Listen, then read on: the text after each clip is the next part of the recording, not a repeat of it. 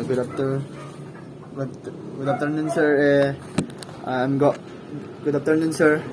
Today is I'm going to recite the LEA 4, which is Police Operational Planning, as my recitation, sir.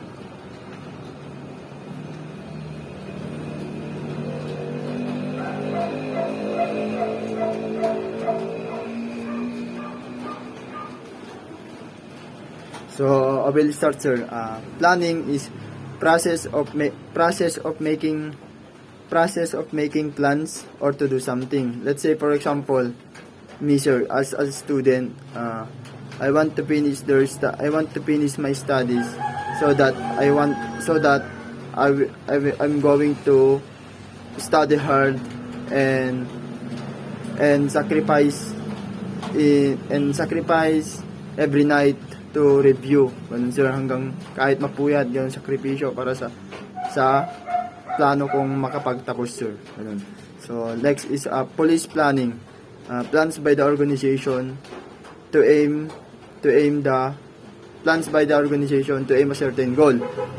Let's say, for example, to eliminate the crime within this year, to reduce a crime rate. Then the next is a 7. I will proceed to 7 phases of strategic planning.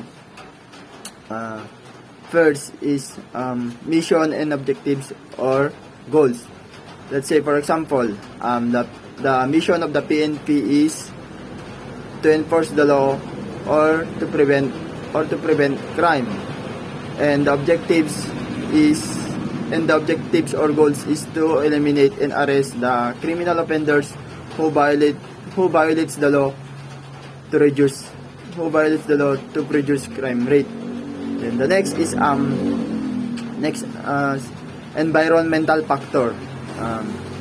Environmental factor, sir, is ito yung let's say, for example, ito yung to raid the bypass operation, so that we need to determine the possible threats that you may encounter. And the next is determine the weaknesses and strength. Let's say, for example, like Sancho said, if you know your enemy and know yourself, you will not lose in 100 of battles. So let's say, for example, dito, sir, is yung ikakandak mong paghuli sa mga kriminal, yung like, for example, yung drugs transaction, which is yung mga tao doon na criminal is umaga sila nagtatransaction ng droga. So dapat gabi ay doon mo silang huuliin, kasi mostly siguro pag gabi doon sila nagre-rest or nakatulog, ganun. Kaya nga gabi yung pagtatransact nila, sir. So yun, determine the weaknesses and strength. Then the next is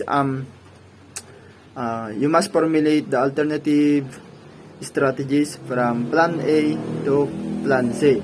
Let's say, for example, yung plan A nyo ay kinandak nyo, hindi naging successful, dapat susunod yung plan B na naman hanggat hindi nyo nahuli yung mga criminal, ay dapat ibubuhos nyo lahat ng mga nagplanuhan ninyo para sa ganun is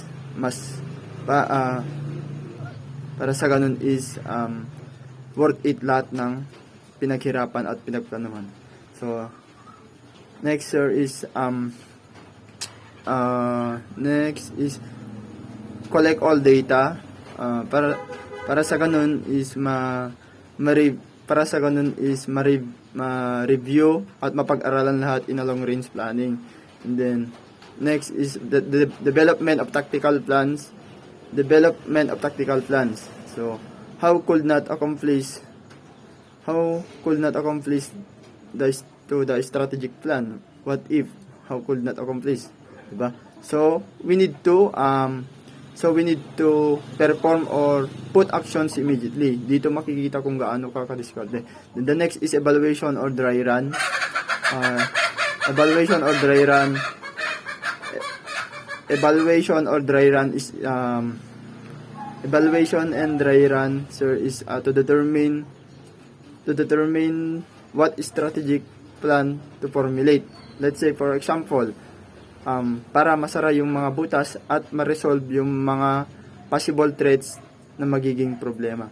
Yun yung dry run. Then the next is I will proceed to the objectives of police planning. Number 1 is increase the chance to success. We must focus more on the result. Let's say for example, all criminology students, we want to finish their studies. So we need to study hard and sacrifice in sleepless at night, then to finish their studies. Let's say for example, mission all criminology students is we want to pass the exam in every subject. So we need to study hard and sacrifice yourself in sleepless at night. So someday we will increase to pass the board exam and to be successful in the future. The next is to establish the framework for decision making. That the framework that we establish in decision making,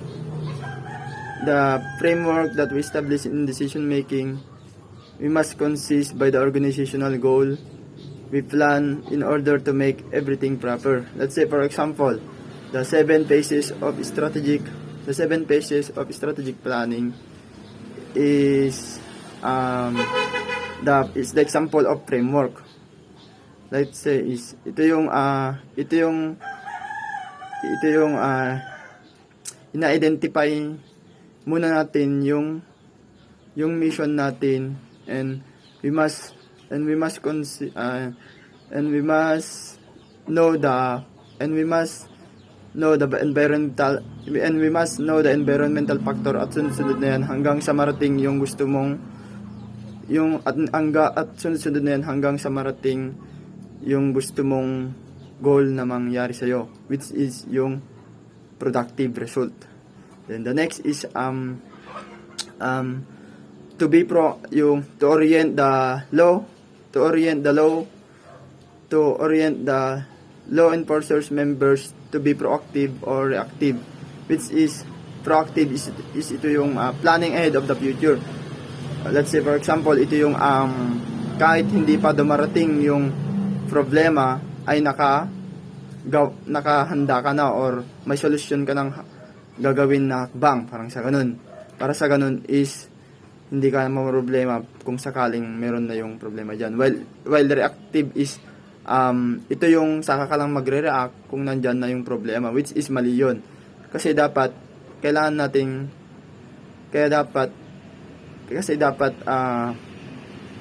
kasi lahat ng reaction natin is hindi naman tama,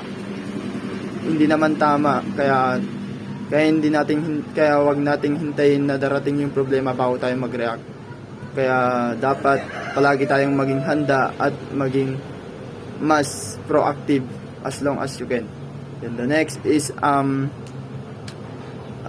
in performing proactive, we have 5W and 1H, which is ito yung what are the mission and objectives, why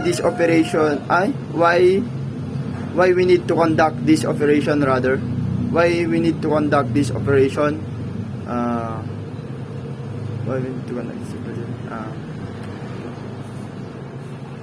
when refers to the critical time,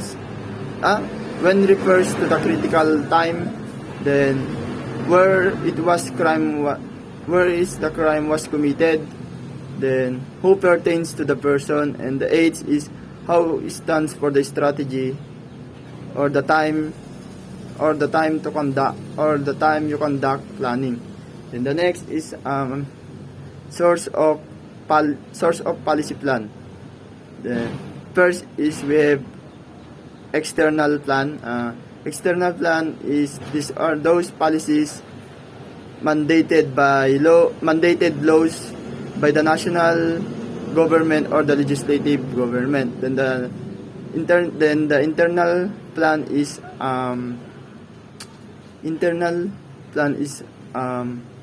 concerned agency who will implement the laws or the executive branch. Then the next is doctrine of the police planning. First, fundamental doctrine. Fundamental doctrine is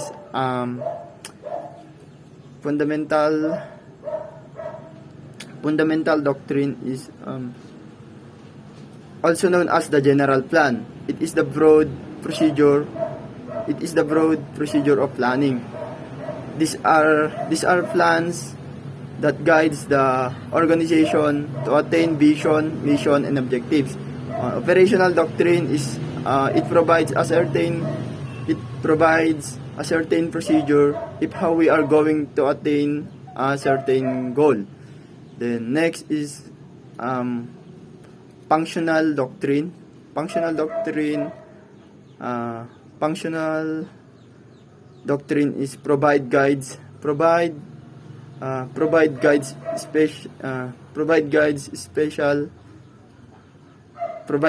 for special activity.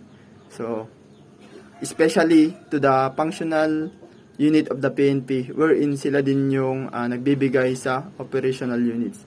That's all po, sir. Thank you.